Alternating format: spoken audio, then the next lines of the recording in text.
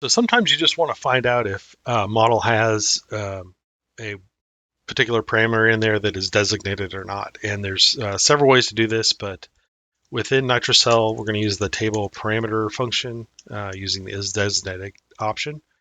By default, it's going to just look at the active model, which would typically produce just one row of information.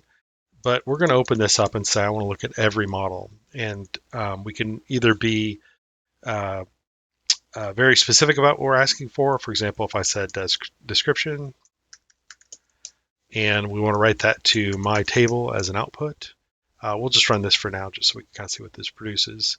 And you'll notice that it gives us a nice little report here of the item name, of course, the root name of it, the parameter name that it was looking for, and also whether it's designated or not. Now, this also does work if you're dealing with specific variables. So, for example, if we had length was something we were looking at, it would only report back matches that actually have that parameter in it. So you can see here, basket is the only model that has length, but it also has description. And this also works with wildcards too. So if we came in and we said, I'd really like to know if there's anything in here that has, let's say EL as a prefix.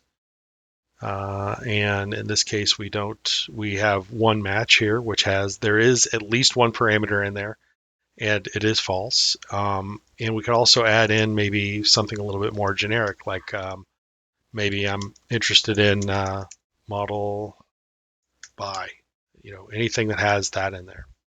So when we run this report, you'll notice here that that model by has multiple matches across several models. And in this particular case, the matches that it's finding are true.